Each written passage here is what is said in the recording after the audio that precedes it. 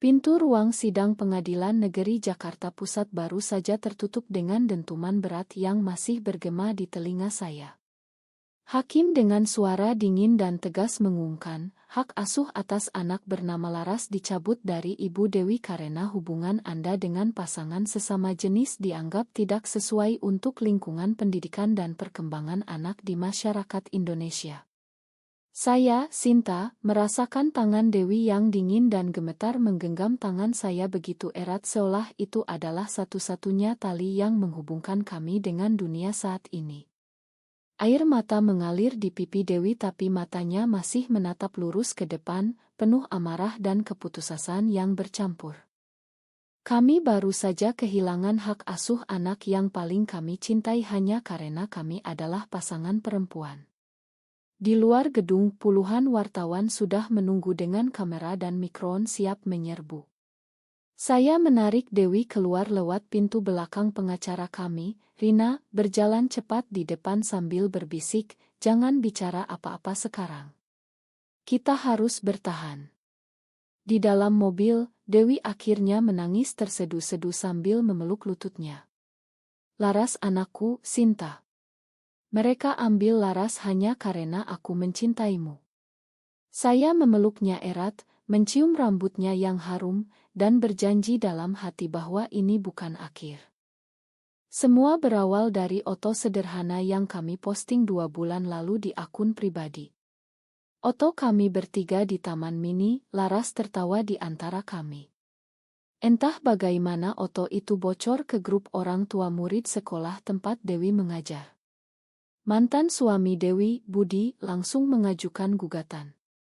Dia mengklaim bahwa lingkungan lesbian akan merusak Laras yang baru berusia 6 tahun. Pengadilan pertama memutuskan cepat, hanya dalam 3 sidang. Sekarang Laras harus tinggal dengan ayahnya yang hampir tidak pernah hadir selama 5 tahun terakhir. Malam itu di apartemen kecil kami di Kemang, suasana hening seperti kuburan. Laras sudah diambil petugas sosial siang tadi untuk kunjungan sementara. Dewi duduk di lantai kamar anak, memegang boneka kesayangan Laras. Sinta, mungkin aku harus menyerah. Aku guru, reputasiku hancur. Sekolah sudah kirim surat peringatan. Kalau aku terus melawan, aku bisa kehilangan pekerjaan juga. Suaranya pecah. Saya berlutut di depannya, memegang kedua tangannya. Kalau kita diam sekarang, kita kehilangan Laras selamanya. Dan aku tidak mau kehilangan kamu juga. Kita harus banding. Ini bukan hanya untuk kita, tapi untuk semua pasangan perempuan di Indonesia yang takut bicara. Keputusan itu terasa seperti menarik tali yang sudah tegang maksimal. Satu tarikan lagi bisa putus. Keesokan paginya kami bertemu Rina di kantornya yang sederhana di kawasan Menteng. Rina, pengacara muda yang berani mengambil kasus membuka map tebal. Kasus ini sulit. Undang-undang perkawinan kita belum mengakui pasangan sesama jenis. Tapi ada celah di perlindungan anak jika kita bisa buktikan Laras bahagia dan aman bersama kalian.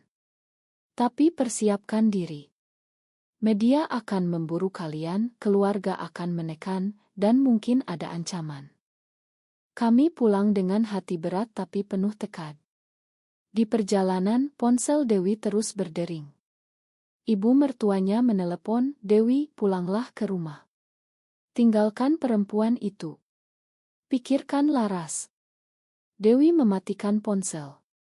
Saya tahu keluarga besar Dewi yang taat agama sudah memutuskan hubungan dengannya sejak kami terbuka 2 tahun lalu. Tekanan semakin berat. Namun seminggu kemudian telepon dari Rina membawa berita yang lebih buruk. Sidang banding pertama ditolak. Hakim mengatakan bukti kalian belum cukup kuat. Laras tetap dengan ayahnya sampai putusan akhir. Dewi langsung jatuh ke kursi, wajahnya pucat. Saya memeluknya dari belakang, mencoba menahan air mata sendiri. Kita naik ke tingkat lebih tinggi. Kita harus. Pagi harinya berita sudah meledak di semua portal. Judul besar, Guru Lesbian Kehilangan Hak Asuh Anak. Foto kami beredar di mana-mana. Di sekolah Dewi, orang tua murid protes di gerbang, membawa spanduk "Dilindungi anak dari pengaruh sesat".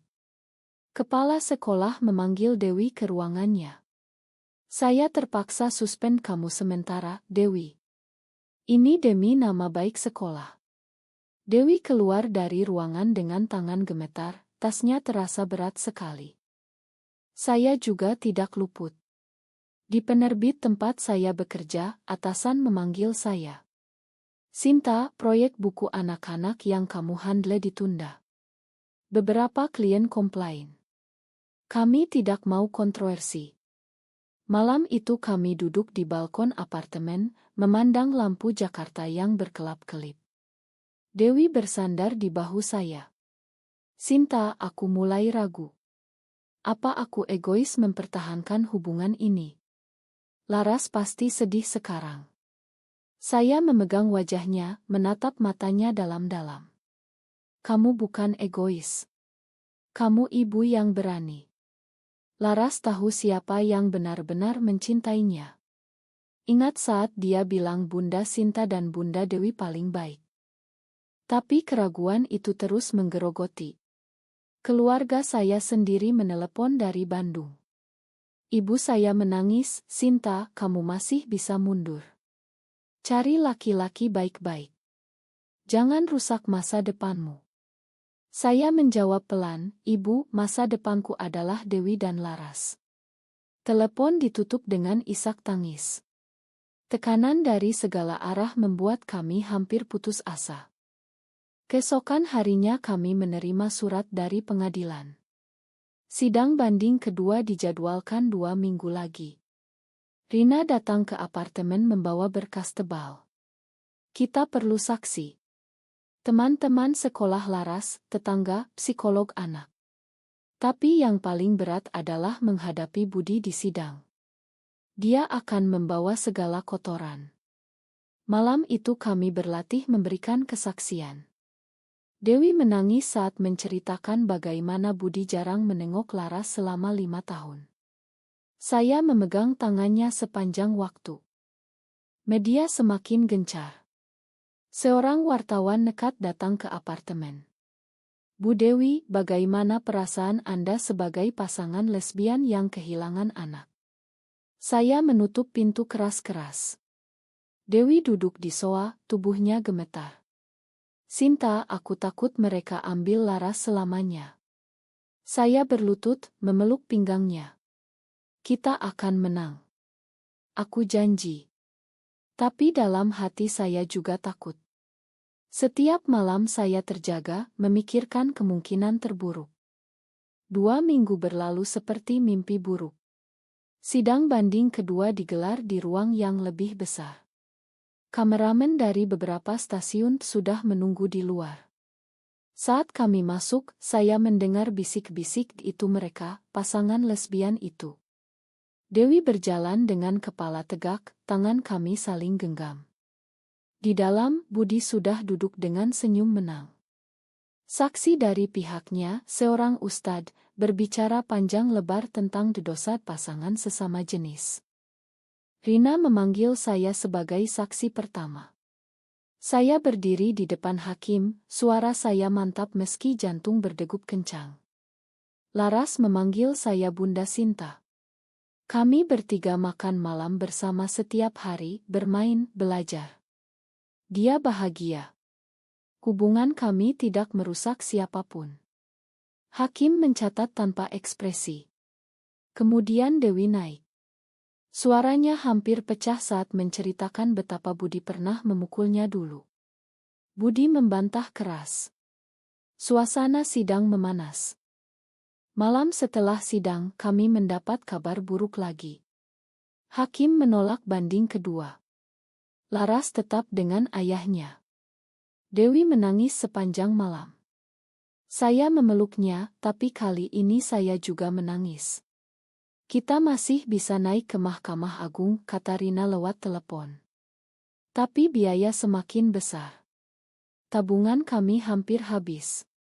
Saya terpaksa mengambil pinjaman. Tekanan kerja semakin parah. Dewi resmi dipecat dari sekolah karena pelanggaran moral. Saya mendapat surat peringatan terakhir dari penerbit. Keluarga Dewi datang ke apartemen, ibu dan kakaknya memaksa Dewi kembali ke jalan yang benar. "Kamu sudah bikin malu keluarga besar," teriak kakaknya.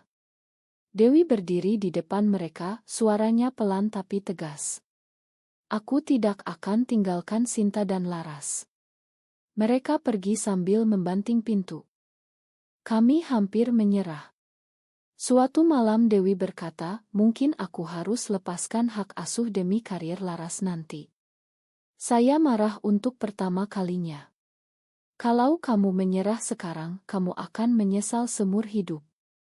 Dan aku tidak akan biarkan itu terjadi." Kami bertengkar hebat malam itu.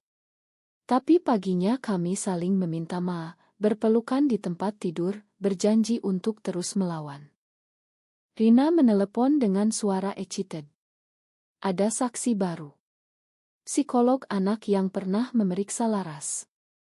Dia bersedia bersaksi bahwa Laras trauma dipisah dari kalian." Harapan kecil itu kembali menyala. Kami mulai menyusun strategi untuk banding ke Mahkamah Agung.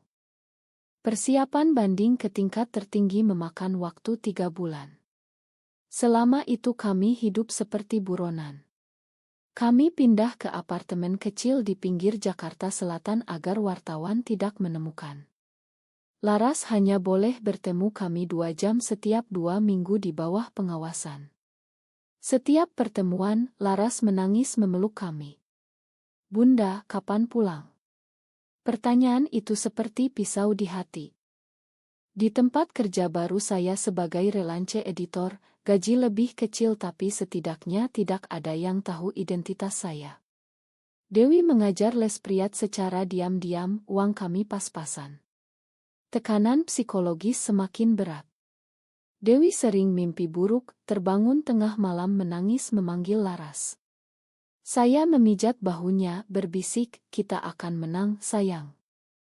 Suatu hari Budi mengirim pesan ancaman lewat pengacara. "Kalau kalian terus melawan, aku akan buka semua rahasia Dewi di media." Kami tidak gentar. Rina berhasil mendapatkan rekaman percakapan lama Budi yang mengakui dia jarang peduli pada Laras. Bukti itu kami simpan rapat. Sidang di Mahkamah Agung akhirnya tiba. Ruangan penuh. Wartawan dari seluruh Indonesia hadir. Kami masuk dengan hati berdebar. Hakim ketua, seorang pria tua berusia 60 tahun, terkenal konservatif. Saya khawatir. Tapi Rina yakin. Hari ini kita buat sejarah. Saksi demi saksi naik. Psikolog anak menyatakan Laras mengalami depresi sejak dipisah. Tetangga kami bersaksi bahwa kami keluarga yang harmonis. Kemudian Dewi berbicara. Suaranya tenang tapi penuh emosi. "Yang mulia, saya ibu biologis Laras. Saya mencintai anak saya lebih dari apapun. Hubungan saya dengan Sinta tidak mengurangi kemampuan saya sebagai ibu.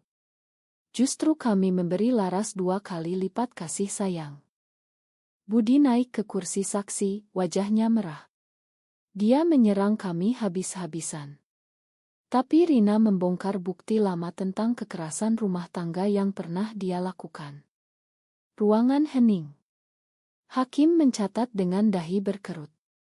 Sidang berlangsung 4 hari penuh. Setiap malam kami kembali ke apartemen dengan tubuh lelah tapi pikiran terus bekerja.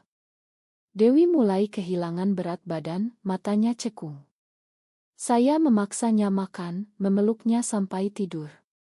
"Kita sudah sejauh ini. Jangan menyerah sekarang." Hari terakhir, hakim meminta kami memberikan pernyataan penutup. Saya berdiri. "Yang mulia, di Indonesia banyak pasangan perempuan yang hidup diam-diam karena takut. Kami berani tampil karena cinta kami pada Laras lebih besar dari ketakutan. Tolong jangan ambil hak ibu dari anaknya hanya karena kami berbeda. Suara saya bergetar tapi tegas. Hakim mengambil waktu seminggu untuk memutuskan. Minggu itu terasa seperti neraka. Media terus mengejar. Sebuah stasiun bahkan menayangkan debat apakah pasangan lesbian boleh mengasuh anak. Kami menonton dari apartemen, tangan saling genggam. Banyak yang menentang, tapi ada juga yang mendukung. Akhirnya hari putusan tiba. Kami masuk ruangan dengan tangan dingin. Hakim ketua membuka berkas. Setelah mempertimbangkan semua bukti dan kesaksian, Mahkamah Agung memutuskan ruangan hening total. Hak asuh Laras dikembalikan kepada Ibu Dewi dan pasangannya Sinta. Selain itu, putusan ini menjadi preseden baru bahwa status hubungan orang tua tidak boleh menjadi satu-satunya alasan pencabutan hak asuh selama anak terbukti bahagia dan terawat. Ruangan langsung riuh. Dewi menangis sambil memeluk saya erat. Saya mencium keningnya di depan semua orang. Wartawan berteriak, "Bagaimana perasaan Anda?" Kami hanya tersenyum sambil menangis. Malam itu kami menjemput Laras dari rumah Budi. Anak kecil itu berlari ke pelukan kami, menangis bahagia. "Bunda. Bunda Sinta." Kami bertiga berpelukan lama di depan rumah. Budi hanya melihat dari pintu dengan wajah muram. Kami tidak peduli. Keesokan harinya berita menyebar ke seluruh Indonesia. Pasangan lesbian menang banding, hakim ubah presiden hukum. Telepon kami tak henti. Banyak pasangan perempuan lain menghubungi Rina, ingin kasus mereka ditinjau. Dewi kembali mengajar di sekolah baru yang lebih terbuka. Saya menerbitkan buku tentang perjuangan kami. Tapi kemenangan ini datang dengan harga. Keluarga Dewi masih belum menerima kami sepenuhnya. Beberapa teman lama hilang. Media masih sesekali mengganggu. Tapi setiap malam, saat Laras tidur di antara kami saling pandang dan tahu bahwa semua perjuangan ini sepadan. Cinta kami terbukti lebih kuat dari tekanan apapun. Kami belajar bahwa diam hanya membuat kami kalah, sementara berani meski berisiko tinggi bisa mengubah sejarah kecil demi anak dan cinta. Apakah benar bahwa pasangan sesama jenis tidak pantas mendapatkan hak asuh anak di Indonesia? Benar atau salah?